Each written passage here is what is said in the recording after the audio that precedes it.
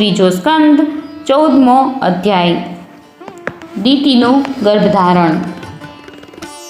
શ્રી સુખદેવજી કહે છે, હે રાજન, પ્રયોજનપૂર્વક વરાહ બનેલા શ્રી હરિની કથા મૈત્રેયજીના મુખેથી સાંભળ્યા પછી પણ ભક્તિવ્રતાધારી વિદુરજીને પૂર્ણ તૃપ્તિ થઈ નહીં. તેથી તેમણે હાથ જોડીને ફરીથી પૂછ્યું. વિદુરજીએ કહ્યું, હે મુનિશ્રેષ્ઠ, અમે હમણાં જ આપના મુખેથી એ વાત સાંભળી કે આદિદૈત્ય હિરણ્યાક્ષને યજ્ઞમૂર્તિ ભગવાને જ માર્યો હતો. હે બ્રહ્મન, જે સમયે ભગવાન લીલાપૂર્વક જ પોતાની દાઢો પર રાખીને પૃથ્વીને જળમાંથી બહાર કાઢી રહ્યા હતા, તે સમયે તેમની સાથે દૈત્યરાજ હિરણ્યાક્ષનું યુદ્ધ શા કારણે થયું?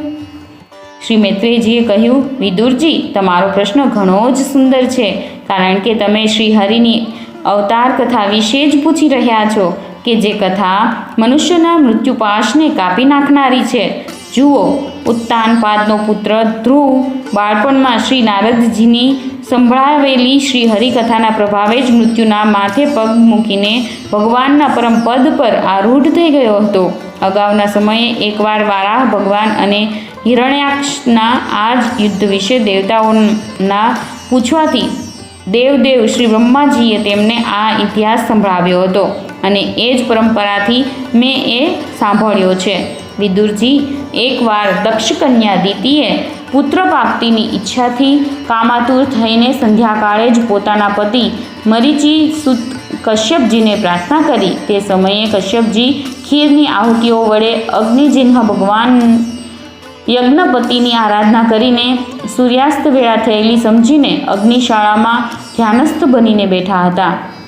દીતિએ કહ્યું, હે વિદ્વન, જેમ મદમસ્ત હાથી કેળના વૃક્ષને મસળી નાખે છે, તે જ રીતે આ પ્રસિદ્ધ ધનુર્ધારી કામદેવ મુજ અબળા પર બળ દાખવીને તમારે માટે મને બેચેન કરી રહ્યો છે. પોતાની પુત્રોવાળી શક્યોને સુખ સમૃદ્ધિ જોઈ હું ઈર્ષ્યાની આગથી બળી રહી છું.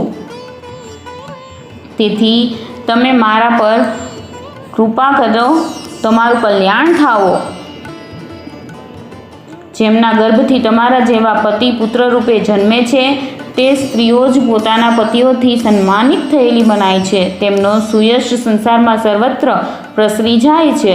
અમારા પિતા દક્ષ પ્રજાપતિનો પોતાની પુત્રીઓ પર ઘણો જ સ્નેહ હતો.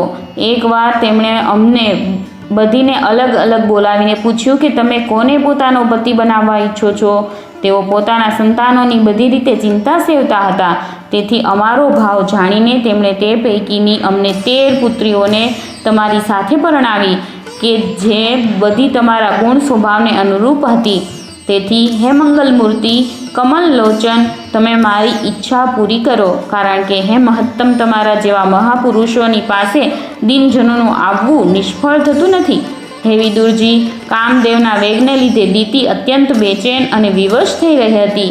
તેણે આ રીતે ઘણી બધી વાતો ઉપજાવીને દીન થઈને કશ્યપજીને પ્રાર્થના કરી. ત્યારે તેમણે સુમધુર વાણીથી તેને સમજાવતા કહ્યું, ભીરુ, તારી ઈચ્છા અનુસાર હું હમણાં જ તારું પ્રિય કાર્ય અવશ્ય કરીશ. જેના થકી અર્થ, ધર્મ અને કામ એ ત્રણેયની સિદ્ધિ થતી હોય તેવી પોતાની પત્નીની કામના કોણ પૂરી ન કરે? જેમ જહાજ પર ચઢીને મનુષ્ય મહાસાગર પાર કરી લે છે, તે જ રીતે ગૃહસ્થાશ્રમી અન્ય આશ્રમોને આશ્રય આપતો રહીને પોતાના આશ્રમ થકી પોતે પણ દુઃખોના સમુદ્રને પાર કરી લે છે. હે માનિની, સ્ત્રીને તો ત્રિવિધ પુરુષાર્થની કામનાવાળા પુરુષનું અડધું અંગ કહેવામાં આવી છે. તેના પર ગૃહસ્થીની જવાબદારી નાખીને પુરુષ નિશ્ચિંત થઈને વિચરે છે. ઇન્દ્રિયો રૂપી શત્રુ અન્ય આશ્રમવાળાઓ માટે અત્યંત દુર્જેય છે. પરંતુ જે રીતે ગઢનો સ્વામી લૂંટારા શત્રુઓને સહેલાઈથી પોતાને આધીન કરી લે છે, તે જ રીતે અમે પોતાની પરિણીત પત્નીનો આશ્રય લઈને આ ઇન્દ્રિયો રૂપી શત્રુઓને સહજપણે જ જીતી લઈએ છીએ. હે ગૃહેશ્વરી, તારા જેવી પત્નીના ઉપકારોનો બદલો તો અમે અથવા કોઈ પણ ગુણગ્રાહી પુરુષ પોતાના આયુષ્યમાં કે અન્ય જન્મમાં પણ સંપૂર્ણપણે ચૂકવી શકે તેમ નથી. તેમ છતાં સંતાન પ્રાપ્તિની તારી આ ઈચ્છા હું યથાશક્તિ અવશ્યપણે પૂર્ણ કરીશ. પણ અત્યારે તું એક મુહૂર્ત એટલે કે 2 ઘડી માટે થોભી જા, કે જેથી લોકો મારી નિંદા ન કરે. આ અત્યંત ઘોર સમય રાક્ષસ વગેરે ભયંકર જીવોનો છે અને જોવામાં પણ તે ઘણો ભયાનક છે. એમાં ભગવાન ભૂતનાથના ભૂત પ્રેત વગેરે ગણો સમુદાયો ઘૂમ્યા કરે છે. હે સાધ્વી, આ સંધ્યાકાળે ભૂતપ્રિય ભૂતપતિ ભગવાન શંકર પોતાના ભૂત પ્રેતાદિ ગણને સાથે લઈને નંદી પર સવાર થઈને વિચરણ કરે છે. જેમનો જટાકલાપ સ્મશાન ભૂમિમાંથી ઉઠેલો વંટોળિયાની ધૂળથી ધૂસરિત એટલે કે ધૂળિયો થઈને તે દીપ્યમાન થઈ રહ્યો છે તથા જેમના સુવર્ણ તેજોમય ગૌર શરીર પર ભસ્મ લાગેલી છે તે તારા બનેવી મહાદેવજી પોતાના સૂર્ય, ચંદ્ર અને અગ્નિરૂપી 3 નેત્રો વડે બધું જોઈ રહ્યા છે. સંસારમાં તેમનું કોઈ પોતાનું કે પરાયું નથી અને નથી કોઈ તેમનું આદરણીય કે નથી કોઈ નિંદનીય પણ. માયાને ભોગવીને એમણે પગથી લાત મારી ઠુકરાવી દીધી છે. આપણે ભગવાનની આરાધના કરીએ છીએ અને તેમની પાસે માયાની જ માંગણી કરીએ છીએ. એ કેટલા દુઃખની વાત છે. વિવેકી મનુષ્યો અવિદ્યાના આવરણને દૂર કરવાની ઈચ્છાથી તેમના નિર્મળ ચરિત્રનું ગાન કર્યા કરે છે. તેમનાથી અધિકતું શું, તેમના સરખું પણ કોઈ જ નથી અને તેમના સુધી કેવળ સત્પુરુષો જ પહોંચી શકે છે. આ બધું હોવા છતાં પણ તેઓ સ્વયં પિશાચો જેવું આચરણ કરે છે. આ મનુષ્ય શરીર કૂતરાઓનું ભોજન છે. જે અવિવેકી મનુષ્યો તમામ માનીને વસ્ત્ર, આભૂષણ, માળા, ચંદન વગેરેથી તેને સજાવતા શોભાવતા રહે છે તેવા અભાગ્યાઓ જ આત્મારામ ભગવાન શંકરના આચરણની મજાક કરે છે. અમે તો શું, બ્રહ્મા વગેરે લોકપાલો પણ તેમણે બાંધેલી ધર્મની મર્યાદાનું પાલન કરે છે. તેઓ જ આ વિશ્વનું અધિષ્ઠાન છે તથા આ માયા પણ તેમની જ આજ્ઞાનું અનુસરણ કરનારી છે. આવા હોવા છતાં પણ તેઓ પ્રેતોના જેવું આચરણ કરે છે.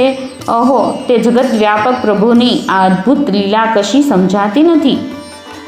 મૈત્રેયજી કહે છે, પતિના આ પ્રમાણે સમજાવવા છતાં પણ કામાતુર દીતીએ વેશ્યાની જેમ નિર્લજ્જ થઈને બ્રહ્મર્ષિ કશ્યપજીનું વસ્ત્ર પકડી લીધું. જ્યારે કશ્યપજીએ તે નંદિત કર્મ માટેનો પોતાની પત્નીનો ઘણો આગ્રહ જોઈને દેવને નમસ્કાર કર્યા અને એકાંતમાં તેની સાથે સમાગમ કર્યો. પછી જળમાં સ્નાન કરીને પ્રાણ અને વાણીનો સંયમ કરીને વિશુદ્ધ જ્યોતિર્મય સનાતન બ્રહ્મનું ધ્યાન કરતા રહીને તેનો જપ કરવા લાગ્યા. હે વિદુરજી, દીતીને પણ તે નંદિત કર્મને કારણે ભારે શરમ આવી અને તે બ્રહ્મર્ષિ પાસે જઈને માથું નીચું નમાવીને આ પ્રમાણે કહેવા લાગી. દીતી બોલી, હે બ્રહ્મન, ભગવાન રુદ્ર ભૂતોના સ્વામી છે. મેં તેમનો અપરાધ કર્યો છે, પરંતુ તે ભૂત શ્રેષ્ઠ મારા આ ગર્ભને નષ્ટ ન કરે. ભક્ત વાંછા કલ્પતરુ ઉગ્ર અને રુદ્રરૂપ મહાદેવને હું નમસ્કાર કરું છું. તેઓ સત્પુરુષો માટે કલ્યાણકારી છે અને દંડ આપવાના ભાવથી રહિત છે, પરંતુ દુષ્ટો માટે તો ક્રોધમૂર્તિ દંડ પાણી છે. સ્ત્રીઓ પર તો શિકારી પણ દયા કરે છે. વળી તે સતીપતિ તો મારા બનેવી અને પરમ કૃપાળુ છે, તેથી તેઓ મારા પર પ્રસન્ન થાઓ. શ્રી મૈત્રેયજીએ કહ્યું, હે વિદુરજી, પ્રજાપતિ કશ્યપે સાયંકાલીન સંધ્યાવંદન વગેરે કર્મોથી પરવર્યા પછી જોયું કે થરથર કાપી રહેલી દીતી પોતાના સંતાનની લૌકિક અને પરલૌકિક ઉન્નતિ માટે પ્રાર્થના કરી રહી છે. ત્યારે તેમણે તેને કહ્યું, કશ્યપજીએ કહ્યું, તારું ચિત્ત કામ વાસનાથી મલિન હતું. તે સમય પણ યોગ્ય ન હતો અને તે મારી વાત પણ માની નહીં અને દેવતાઓની પણ અવગણના કરી. હે અમંગલમયી ચંડી, તારી કુખે ઘણા જ અમંગલમય અને અધમ 2 પુત્રો જન્મશે. તેઓ સમસ્ત લોકોને અને લોકપાલોને પોતાના અત્યાચારોથી વારંવાર રડાવશે. જ્યારે તેમના હાથે ઘણા બધા નિરપરાધ અને લાચાર પ્રાણીઓ માર્યા જવા લાગશે, સ્ત્રીઓ પર અત્યાચાર થવા લાગશે અને મહાત્માઓને ક્ષુબ્ધ કરતા રહેવામાં આવશે, ત્યારે સમસ્ત લોકોનું રક્ષણ કરનારા શ્રી જગદીશ્વર કોપિત થઈને અવતાર લેશે અને જેમ ઇન્દ્ર પર્વતોનું દમન કરે છે તે જ રીતે તેમનો વધ કરશે. દીતીએ કહ્યું, પ્રભુ, હું પણ એવું જ ઈચ્છું છું કે જો મારા પુત્રોનો વધ થાય તો તે સાક્ષાત ચક્રપાણી ભગવાનના હાથે જ થાય, કોપિત બ્રાહ્મણોના શાપ વગેરેથી ન થાય. જે જીવ બ્રાહ્મણોના શાપથી દાઝેલો અથવા પ્રાણીઓને ભય આપનારો હોય છે તે કોઈ પણ યોનિમાં જાય તેના પર નારકીય જીવો પણ દયા કરતા નથી. કશ્યપજીએ કહ્યું, હે દેવી, તે પોતાના કરેલા કર્મ પર શોક અને પશ્ચાતાપ પ્રગટ કર્યો છે અને તરત જ ઉચિત અનુચિતનો ખ્યાલ પણ આવી ગયો તથા ભગવાન વિષ્ણુ, શિવ અને મારા પ્રત્યે પણ તારો ઘણો આદર જણાઈ આવે છે. તેથી તારા એક પુત્રના 4 પુત્રોમાંથી એક એવો થશે કે જેનું સત્પુરુષો પણ માન આદર કરશે અને જેના પવિત્ર યશનું ગાન ભક્તજનો ભગવાનના ગુણોની સાથે કરશે. જે રીતે ખોટા સોનાને વારંવાર તપાવીને શુદ્ધ કરવામાં આવે છે, તે જ રીતે સાધુજનો તેના સ્વભાવનું અનુસરણ કરવા માટે નિર્વૈરતા વગેરે ઉપાયોથી પોતાના અંતઃકરણને શુદ્ધ કરશે. જેમની કૃપાથી તેમના સ્વરૂપભૂત એવું આ જગત આનંદિત થાય છે, તે સ્વયં પ્રકાશ ભગવાન પણ તેની અનન્ય ભક્તિથી સંતુષ્ટ થઈ જશે. હે દીતિ, તે બાળક ઘણો મોટો ભગવત ભક્ત, ઉદાર હૃદયી, પ્રભાવશાળી અને મહાપુરુષોનો પણ પૂજ્ય થશે તથા પ્રૌઢ ભક્તિભાવથી વિશુદ્ધ અને ભાવાન્વિત થયેલા અંતઃકરણમાં શ્રી ભગવાનને સ્થાપિત કરીને દેહાભિમાન ત્યજી દેશે. તે વિષયોમાં અનાસક્ત, શીલવાન, ગુણોનો ભંડાર તથા બીજાઓની સમૃદ્ધિમાં સુખ અને દુઃખમાં દુઃખ માનનારો થશે. તેનો કોઈ શત્રુ હશે નહીં તથા ચંદ્રમાં જેમ ગ્રીષ્મ ઋતુમાં તાપ હરી લે છે, તેવી જ રીતે તે સંસારના શોકને હરનારો થશે. જેઓ આ સંસારની અંદર બહાર બધી બાજુએ વિરાજમાન છે, જેઓ પોતાના ભક્તોની ઈચ્છા પ્રમાણે અવારનવાર મંગળ વિગ્રહ પ્રગટ કરે છે અને જેઓ લક્ષ્મીરૂપી લાવણ્ય મૂર્તિ લલનાની પણ શોભા વધારનાર છે તથા જેમનું મુખમંડળ ઝગમગતા કુંડળોથી સુશોભિત છે, તે પરમ પવિત્ર કમલનયન શ્રી હરિના તારા તે પૌત્રને પ્રત્યક્ષ દર્શન થશે.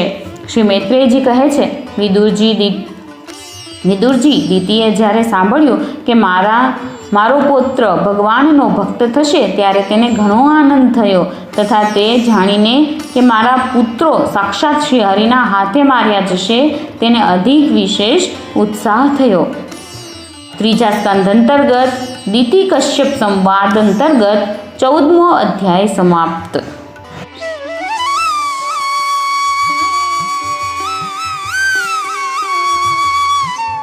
ત્રીજો સ્કંદ 15મો અધ્યાય.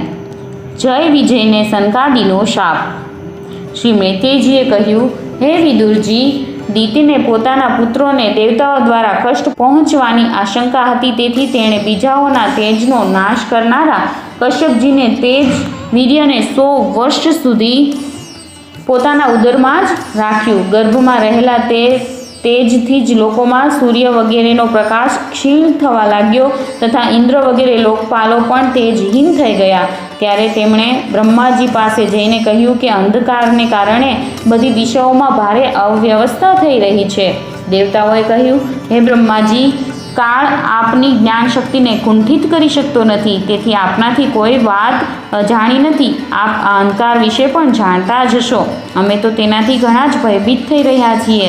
હે દેવાધિદેવ, આપ જગતના રચનારા છો અને સમસ્ત લોકપાલોના મુકુટમણિ છો. આપ નાના મોટા તમામ જીવોના ભાવ જાણો છો. હે દેવ, આપ વિજ્ઞાન બળથી સંપન્ન છો. આપે માયાથી જ આ ચતુર્મુખ રૂપ અને રજોગુણ અપનાવ્યા છે. આપની ઉત્પત્તિના વાસ્તવિક કારણને કોઈ જાણી શકતું નથી. અમે આપને નમસ્કાર કરીએ છીએ. આપનામાં સમસ્ત લોકો સ્થિત છે. કાર્ય કારણ રૂપી સઘળો પ્રપંચ આપનું શરીર છે, પરંતુ વાસ્તવમાં આપ તેનાથી પર એટલે કે અતીત છો.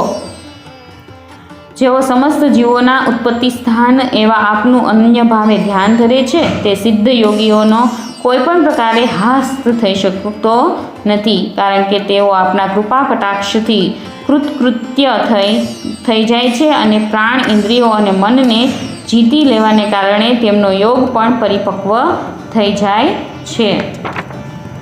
દોરડાથી બંધાયેલા બળદોની જેમ આપની વેદવાણીથી જકડાયેલી સઘળી પ્રજા આપની આધીનતામાં નિયમ અનુસાર કર્મોનું અનુષ્ઠાન કરીને આપને બલિ સમર્પિત કરે છે. આપ સૌના નિયંતા મુખ્ય પ્રાણ છો. અમે આપને નમસ્કાર કરીએ છીએ. હે ભૂમા, આ અંધકારને કારણે દિવસ રાતનું વિભાજન અસ્પષ્ટ થઈ જવાથી લોકો ભુવનોના તમામ કર્મ લુપ્ત થતા જઈ રહ્યા છે. જેનાથી તેઓ દુઃખી થઈ રહ્યા છે તેમનું કલ્યાણ કરો અને શરણાગતો પ્રત્યે પોતાની અપાર કૃપા દ્રષ્ટિથી નિહાળો. હે દેવ, આગ જે રીતે બળતણમાં પડીને વધતી રહે છે તે જ રીતે કશ્યપજીના વીર્યથી સ્થાપિત થયેલો દીતીનો આ ગર્ભ બધી દિશાઓને અંધકારમય કરતો રહીને ક્રમશઃ વધી રહ્યો છે. શ્રી મૈત્રેયજી કહે છે, હે મહાબાહુ, દેવતાઓની પ્રાર્થના સાંભળીને ભગવાન બ્રહ્માજી હસ્યા અને પોતાની મધુર વાણીથી તેમને આનંદિત કરતા કહેવા લાગ્યા. શ્રી બ્રહ્માજીએ કહ્યું, હે દેવતાઓ, તમારા પૂર્વજો સનક વગેરે મારા માનસ પુત્રો લોકોની આસક્તિ ત્યજીને સમસ્ત લોકોમાં આકાશ માર્ગે વિચરણ કરતા હતા. એકવાર તેઓ ભગવાન વિષ્ણુના શુદ્ધ સત્વમય બધા લોકોના શિરોભાગમાં રહેલા વૈકુંઠ ધામમાં જઈ પહોંચ્યા. ત્યાં બધા જ લોકો વિષ્ણુ રૂપ થઈને રહે છે અને તે પ્રાપ્ત પણ તેમને જ થાય છે કે જેઓ અન્ય તમામ પ્રકારની કામનાઓને છોડીને કેવળ ભગવાનના ચરણોના શરણની પ્રાપ્તિ માટે જ પોતાના ધર્મ થકી તેમની આરાધના કરે છે. ત્યાં વેદાંત પ્રતિપાદ્ય ધર્મમૂર્તિ શ્રી આદિનારાયણ ભગવાન અમે જે તેમના ભક્તો છીએ તેમને આપવા માટે શુદ્ધ સત્વમય સ્વરૂપ ધારણ કરીને હરહંમેશ વિરાજમાન રહે છે. તે લોકમાં નેહશ્રેયસ નામનું એક વન છે જે સાક્ષાત કૈવલ્યધામ એટલે કે મોક્ષધામ જેવું જ જણાઈ આવે છે. તે તમામ પ્રકારની કામનાઓને પૂરી કરનાર વૃક્ષોથી સુશોભિત છે કે જેઓ સ્વયં હરહંમેશ 6 ઋતુઓની શોભાથી સંપન્ન રહે છે. ત્યાં વિમાનચારી ગંધર્વગણ પોતાની પ્રિયાઓની સાથે પોતાના પ્રભુની પવિત્ર લીલાઓનું ગાન કરતા રહે છે કે જે લીલાઓ લોકોના સમસ્ત પાપ પુંજને ભસ્મ કરી દેનારી છે. તે સમયે સરોવરમાં ખીલેલી મકરંદપૂર્ણ વાસંતિક માધવીલતાની સુમધુર ગંધ તેમના ચિત્તને પોતાના પ્રત્યે ખેંચવા ઈચ્છે છે, પરંતુ તેઓ તેના પ્રત્યે ધ્યાન જ આપતા નથી, બલકે તે ગંધને ઉડાડી લાવનાર વાયુને તેમની એકાગ્રતાનો ભંગ કરનાર જાણી તેના પ્રત્યે અણગમો વ્યક્ત કરે છે. તે વનમાં કબૂતર, કોયલ, સારસ, ચક્રવાક, બપૈયો, હંસ, પોપટ, તેતર અને મોર આ બધાનો ખૂબ કલરવ થાય છે. ત્યારે લાગે છે કે તે બધા હરિકથાનું ગાન કરી રહ્યા છે. જ્યારે આ બધાનો કોલાહલ થોડીવાર માટે બંધ થઈ જાય છે ત્યારે ભ્રમરરાજ ઊંચા સ્વરે ગુંજારવ કરવા માંડે છે, જાણે તે ભગવાનની હરિકથાનું ગાન કરે છે અને બધા પક્ષીઓ મૌન થઈને લવલીન થઈને હરિકથા સાંભળે છે. ભગવાનના શ્રી વિગ્રહ પર પોતાની સેવા રૂપે અર્પણ થયેલા પુષ્પો જેવા કે મંદાર, કુંદ, કુર્બક એટલે કે તિલક વૃક્ષ, ઉત્પલ એટલે કે રાત્રે ખીલનારા કમળ, ચંપક, સાગ, પુન્નાગ, નાગકેસર, બકુલ એટલે કે બોરફ્લી, અંબુજ એટલે કે દિવસે ખીલનારા કમળ, પારિજાત વગેરે સુગંધયુક્ત હોવા છતાં ભગવાન કહે છે કે આ તુલસીની માળાની સુગંધ કેટલી સુંદર છે. ત્યારે બીજા પુષ્પો પણ તુલસીની પ્રશંસા કરતા કહે છે કે આ તુલસીએ કેટલું ભારે તપ કર્યું હશે. તે લોક વૈદુર્ય, મરકતમણી એટલે કે પન્ના અને સુવર્ણના વિમાનોથી ભરેલો છે. આ બધા કોઈ કર્મફળથી નહીં, બલકે એકમાત્ર શ્રી હરિના ચરણ કમળોની વંદના કરવાથી જ પ્રાપ્ત થાય છે. આવા ભગવત ભક્તો કે જેમનું ચિત્ત શ્રી કૃષ્ણમય બની ગયું છે, તેમના મનમાં સુંદર સ્ત્રીઓ પણ પોતાના મંદ મંદ સ્મિતથી અને મનોહર હાસ પરિહાસથી કામ વિકાર ઉત્પન્ન કરી શકતી નથી. પરમ સૌંદર્યશાળી લક્ષ્મીજી કે જેમની કૃપા મેળવવા માટે દેવતાઓ પણ પ્રયત્નશીલ રહે છે, તેઓ શ્રી હરિના ભવનમાં ચંચળતા રૂપી દોષનો ત્યાગ કરીને રહે છે. પોતાના ચરણ કમળોના નુપુરોનો ઝંકાર કરતા તેઓ જ્યારે પોતાના લીલા કમળ ઘુમાવે છે ત્યારે તે કનક ભવનની સ્ફટિકમય દિવાલોમાં તેમનું પ્રતિબિંબ પડવાથી એવું જણાય આવે છે કે જાણે તેઓ તેમને વાળી રહ્યા હોય. હે પ્રિય દેવતાઓ, દાસીઓને સાથે લઈને જ્યારે લક્ષ્મીજી પોતાના ક્રીડાવનમાં તુલસીદલ વડે ભગવાનનું પૂજન કરે છે ત્યારે ત્યાંના નિર્મળ જળથી ભરેલા સરોવરમાં કે જેમના ઘાટ પરવાળા એટલે કે કિંમતી રત્નોના બનેલા છે તેમનામાં પોતાની સુંદર અલકાવલી એટલે કે કેશની લટોના સમૂહથી અને ઊંચી નાસિકાથી સુશોભિત મુખારવિંદ જોઈને ભગવાનનું સ્મરણ થાય છે કે ભગવાને મને કેટલો પ્રેમ આપ્યો છે. આવું સ્મરણ થતાં તેઓ પોતાને ભાગ્યશાળી અને કૃતકૃત્ય માને છે. જે મનુષ્ય ભગવાનની પાપોનું અપહરણ કરનારી લીલા કથાઓને સાંભળવાનું છોડીને બુદ્ધિને નષ્ટ કરનારી અર્થકામ સંબંધિત અન્ય નંદિત કથાઓ સાંભળે છે તેઓ તે વૈકુંઠ લોકમાં જઈ શકતા નથી. અરે રે, એ કેટલા દુઃખની વાત છે કે તે સારહીન વાતો સાંભળે છે ત્યારે તે તેમના પુણ્યોનો નાશ કરીને તેમને આશ્રય વિહોણા ઘોર નરકોમાં નાખી દે છે. આ મનુષ્ય યોનિ મળે તેવી પ્રાર્થના કરીએ છીએ તો પણ અમને પ્રાપ્ત થતી નથી, જેમાં તત્વજ્ઞાન અને ધર્મ બંનેની પ્રાપ્તિ થઈ શકે છે. એવું દુર્લભ મનુષ્ય શરીર પામીને પણ જે મનુષ્યો ભગવાનની આરાધના કરતા નથી તેઓ વાસ્તવમાં તેમની સર્વત્ર ફેલાયેલી માયાથી જ મોહિત છે. આ મોટા દુઃખની વાત છે. દેવાધિદેવ શ્રી હરિનું નિરંતર ચિંતન કરતા રહેવાને કારણે જેમનાથી યમરાજ દૂર રહે છે, પરસ્પર પ્રભુના સુયશની ચર્ચા ચાલતી રહેવાથી જેમના નેત્રોમાંથી અનુરાગજન્ય વિહ્વળતાવશ અવિરત અશ્રુધારા વહેવા લાગે છે તથા શરીરમાં રોમાંચ થઈ આવે છે અને જેમના જેવા શીલ સ્વભાવની આપણે પણ ચાહના કરીએ છીએ તેવા પરમ ભાગવતો જ આપણા લોકોની ઉપરના તે વૈકુંઠ ધામમાં જાય છે. જે સમયે સનકાદિ મુનિએ વિશ્વગુરુ શ્રી હરિના નિવાસસ્થાનમાં સમસ્ત લોકોના વંદનીય અને શ્રેષ્ઠ દેવતાઓના વિચિત્ર વિમાનોથી વિભૂષિત તે પરમ દિવ્ય અને અદ્ભુત વૈકુંઠ ધામમાં પોતાના યોગ બળથી પહોંચ્યા ત્યારે તેમને ઘણો જ આનંદ થયો. ભગવાનના દર્શનની લાલસાથી અન્ય દર્શનીય સામગ્રીની ઉપેક્ષા કરતા રહીને જ્યારે તેઓ વૈકુંઠ ધામના 6 ઉંબરા પાર કરીને 7મા પર પહોંચ્યા ત્યારે ત્યાં તેમને હાથમાં ગદા લઈને ઊભેલા 2 સરખી ઉંમરના દેવશ્રેષ્ઠો દેખાયા કે જેઓ બાજુબંધ, કુંડળ, મુગટ વગેરે અનેક અમૂલ્ય આભૂષણોથી અલંકૃત હતા. તેમની 4 શામળી ભુજાઓની વચ્ચે મધુકરોથી ગુંજતી વનમાળા સુશોભિત હતી તથા વાંકી ભ્રકુટી, ફફડતા નસકોરા અને લાલ આંખોને કારણે તેમના ચહેરા પર કંઈક ક્રોધના લક્ષણ દેખાયા. એમના આ રીતે જોતા રહેવા છતાં પણ તે મુનિઓ તેમની સાથે કશી જ પૂછપરછ કર્યા વિના જેવી રીતે સુવર્ણ અને વ્રજના દરવાજાઓવાળા પહેલા 6 ઉંબરા ઓળંગીને આવ્યા હતા તે જ રીતે આ દરવાજામાં પણ ઘૂસી ગયા. તેમની દૃષ્ટિ તો સર્વત્ર સમાન હતી અને તેઓ નિઃશંક થઈને કશી રોકટોક વિના સર્વત્ર વિચરતા હતા. તે 4 કુમારો પૂર્ણ તત્વજ્ઞ હતા અને બ્રહ્માની સૃષ્ટિમાં ઉંમરમાં સૌથી મોટા હોવા છતાં પણ જોવામાં તો 5 વર્ષના બાળકો જેવા જણાતા હતા અને દિગંબર રહેતા હતા. તેમને આ રીતે નિસંકોચપણે અંદર જતા જોઈને તે દ્વારપાળોએ ભગવાનના શીલ સ્વભાવથી વિપરીત સનકાદિના તેજની મજાક ઉડાવતા તેમને નેતરની સોટી એટલે કે વેત્રથી રોકી લીધા. જોકે તેઓ આવા દુર્વ્યવહારને પાત્ર ન હતા. જ્યારે તે દ્વારપાળોએ વૈકુંઠવાસી દેવતાઓની નજર સામે અત્યંત પૂજનીય એવા તે કુમારોને આ રીતે રોક્યા ત્યારે પોતાના પ્રિયતમ પ્રભુના દર્શનમાં વિઘ્ન પડવાને કારણે તેમના નેત્રો ઓચિંતા થોડા ક્રોધને લીધે લાલ થઈ ઉઠ્યા અને તેઓ આ પ્રમાણે કહેવા લાગ્યા. મુનિઓએ કહ્યું, અરે દ્વારપાળો, જે લોકો ભગવાનની ઉચ્ચ સેવાના પ્રભાવથી આ લોક પામીને અહીં નિવાસ કરે છે તેઓ તો ભગવાન જેવા જ સમદર્શી હોય છે. તમે બંને પણ તેઓમાં જ છો, છતાં તમારા સ્વભાવમાં આવી વિષમતા કેમ છે? ભગવાનનો પરમ શાંત સ્વભાવ છે, તેમનો કોઈની સાથે વિરોધ પણ નથી, તો પછી અહીં એવું કોણ છે કે જેના પર શંકા કરી શકાય? તમે સ્વયં કુટિલ છો, તેથી જ પોતાના જ જેવા કુટિલ બીજાઓ છે એવી શંકા કરો છો.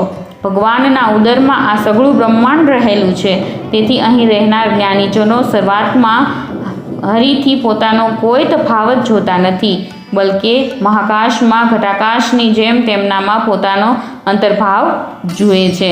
તમે તો દેવરૂપધારી છો, તેમ છતાં પણ તમને એવું શું દેખાય છે કે જેનાથી તમે ભગવાનની સાથે કશાક ભેદભાવને કારણે થનારા ભયની કલ્પના કરી લીધી?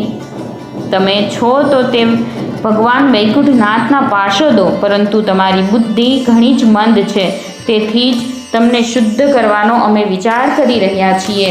તમે પોતાની ભેદ બુદ્ધિના દોષને લીધે આ વૈકુંઠ લોકમાંથી નીકળીને તે પાપમયી યોનિઓમાં જાઓ કે જ્યાં કામ, ક્રોધ અને લોભ પ્રાણીઓના આ 3 શત્રુઓ નિવાસ કરે છે. સનકાદિના આ કઠોર વચન સાંભળીને અને બ્રાહ્મણોનો શાપ કોઈ પણ પ્રકારના શસ્ત્ર સમૂહથી નિવારણ પાત્ર નથી એમ જાણીને શ્રીહરિના તે બંને પાર્ષદો અત્યંત દિન ભાવે તેમના ચરણ પકડીને પૃથ્વી પર આળોટવા લાગ્યા. તેઓ જાણતા હતા કે તેમના સ્વામી શ્રી હરિ પણ બ્રાહ્મણોથી ઘણા જ ડરે છે. પછી તેમણે અત્યંત આતુર થઈને કહ્યું, હે ભગવાન, અમે અવશ્ય અપરાધી છીએ, તેથી અમે તમને જે દંડ આપ્યો છે તે યોગ્ય જ છે અને તે અમને મળવો જ જોઈએ. અમે આપની અવગણના કરી છે તે આપના દંડથી પૂર્ણ રૂપે ધોવાઈ જશે. અમારી આપને એક વિનંતી છે કે આપ આપના કરુણા અંશથી એટલી કૃપા કરો કે અધમ યોનિઓમાં જવા છતાં પણ ભગવત સ્મરણને નષ્ટ કરનારો મોહ અમને પ્રાપ્ત ન થાય. તે સમયે સાધુજનોના હૃદયધન ભગવાન કમળનાભને જ્યારે ખબર પડી કે મારા દ્વારપાળોએ સનકાદી સાધુઓનો અનાદર કર્યો છે, ત્યારે તેઓ લક્ષ્મીજી સમેત પોતાના તે શ્રી ચરણોથી ચાલીને જ ત્યાં પહોંચ્યા કે જેમને પરમહંસ મુનિજનો પણ શોધતા રહે છે પણ સરળતાથી મેળવી શકતા નથી. સનકાદીએ જોયું કે તેમની સમાધિના વિષયભૂત શ્રી વૈકુંઠનાથ સ્વયં તેમને નેત્રગોચર એટલે કે પ્રત્યક્ષ દ્રષ્ટિગોચર થઈને પધાર્યા છે. તેમની સાથે જ પાર્ષદો છત્ર, ચામર વગેરે લઈને ચાલી રહ્યા છે તથા પ્રભુની બંને બાજુએ રાજહંસની પાંખો જેવા 2 શ્વેત ચામર ઢોળાઈ રહ્યા છે. તેમના શીતળ વાયુથી તેમના શ્વેત છત્રને લગાડેલી મતીઓની ઝાલર ઝૂલતી રહીને એવી શોભી રહી છે કે જાણે ચંદ્રમાના કિરણોમાંથી અમૃતના બિંદુ ઝરી રહ્યા હોય. પ્રભુ સમસ્ત સદ્ગુણોના આશ્રય છે.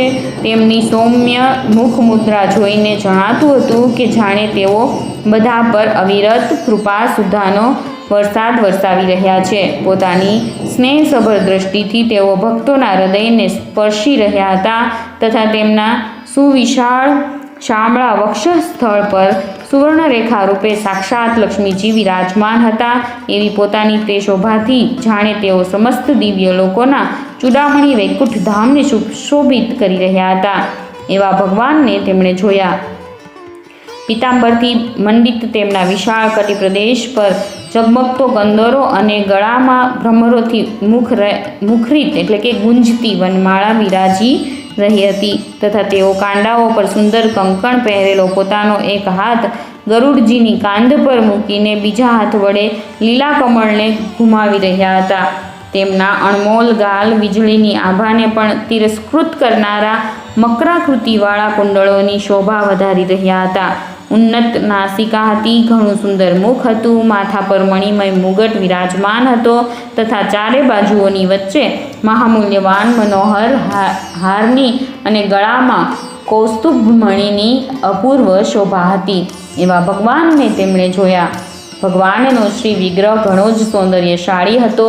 તેને જોઈને ભક્તોના મનમાં એવી કલ્પના થતી હતી કે તેની આગળ લક્ષ્મીજીના સૌંદર્યનો ઘમંડ પણ ગળી ગયો છે. બ્રહ્માજી કહે છે, દેવતાઓ, આ પ્રમાણે મારા, મહાદેવજીના અને તમારા માટે પરમ સુંદર વિગ્રહ ધારણ કરનાર શ્રી હરિને જોઈને સનક વગેરે મુનીશ્વરોએ નતમસ્તક થઈ તેમને પ્રણામ કર્યા. તે સમયે તેમની અદ્ભુત છબી નિહાળતા નિહાળતા તેમના નેત્રો તૃપ્ત થતા ન હતા.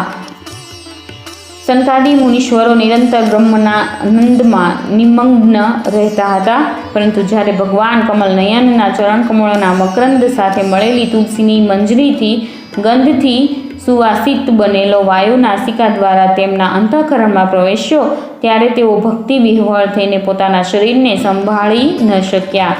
ભગવાનનું મુખ નીલકમળ જેવું હતું. અતિ સુંદર અધર એટલે કે હોઠથી અને કુંદકળી જેવા મનોહર સ્મિતથી તેમની શોભા અધિક વૃદ્ધિ પામેલી હતી. તેનું દર્શન કરીને તેઓ કૃતકૃત્ય થઈ ગયા અને પછી પદ્મરાગ જેવા લાલ લાલ નખોથી શોભતા તેમના ચરણકમળ જોઈને તેઓ તેમનું જ ધ્યાન ધરવા લાગ્યા. આ પ્રમાણે ભગવાનના મુખની છબીને જુએ છે તો તેમના ચરણકમળો પરથી દ્રષ્ટિ હટી જાય છે અને ચરણકમળોની શોભાને જુએ છે તો મુખ કમળનું ધ્યાન છૂટી જાય છે. તેથી અંતઃકરણમાં બંનેનું ધ્યાન ધરવા લાગ્યા. મોક્ષ ઈચ્છનારા યોગીઓ જેને યોગ માર્ગ દ્વારા પ્રાપ્ત કરવા શોધ્યા કરે છે તથા ભક્તો જે સ્વરૂપનું આદરપૂર્વક ધ્યાન ધરે છે તેવા નેત્રોને લોભાવનારા અને અન્ય કોઈ પણ સાધનથી પ્રાપ્ત ન થનારા સ્વાભાવિક રીતે અષ્ટસિદ્ધિયુક્ત પોતાના શિવ વિગ્રહને દેખાડનારા ભગવાનની સનકાદિ મુનિઓ સ્તુતિ કરે છે. સનકાદિ મુનિઓએ કહ્યું, અમારા પિતા બ્રહ્માજી જે આપનાથી જ ઉત્પન્ન થયા છે તેમણે અમને એકાંતમાં આપના રહસ્યનું જ્યારે વર્ણન કર્યું હતું તે જ વખતે અમારા કર્ણછિદ્રો દ્વારા આપ અમારા હૃદયમાં આવીને બેસી ગયા હતા. હે અનંત તેજ સ્વરૂપને આજે અમે અમારા નેત્રો દ્વારા પ્રત્યક્ષ જોઈ રહ્યા છીએ. આપ અંતર્યામી રૂપે સર્વ લોકોના હૃદયમાં રહેલા હોવા છતાં અજ્ઞાનીઓ આપને જોઈ શકતા નથી. હે ભગવાન, સાક્ષાત પરમાત્મા તત્વ આપ જ છો એવું અમે જાણીએ છીએ. અત્યારે આપ આપના વિશુદ્ધ સત્વમય વિગ્રહથી આ ભક્તોને આનંદિત કરી રહ્યા છો. આપની કૃપાથી પ્રાપ્ત થયેલ દ્રઢ ભક્તિ યોગ દ્વારા જેમની અહંકાર વૃત્તિ ક્ષીણ થઈ ગઈ છે એવા વૈરાગી મુનિઓ જ આપના તત્વને પોતાના હૃદયમાં જાણે છે. હે પ્રભુ, આપની સ્ફૂર્તિ અત્યંત કીર્તનીય છે અને તે સાંસારિક દુઃખોનું નિવારણ કરનારી છે. આપના ચરણોના શરણમાં રહેનારા જે મહાભાગ્યશાળીઓ આપની કથાઓના રસિક છે તેઓ આપની આત્યંતિક કૃપા સ્વરૂપ મોક્ષપદને પણ કંઈ અધિક ગણતા નથી. તો પછી સ્વર્ગ તેમના માટે કઈ મોટી વાત છે, જ્યાં હંમેશા પતનનો ભય રહેલો જ છે. જ્યારે ભગવાનની કૃપા તો જન્મ મરણ રૂપી આગમનનો જ અંત કરી દે છે.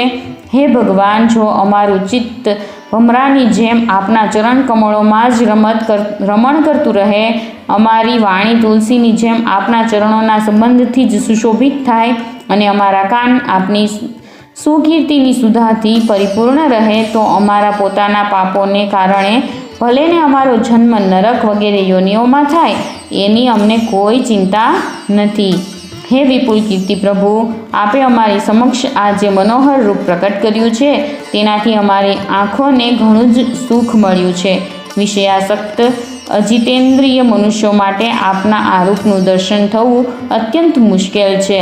આપ સાક્ષાત ભગવાન છો અને આ રીતે સ્પષ્ટપણે અમારી આંખો સામે પ્રગટ થયા છો.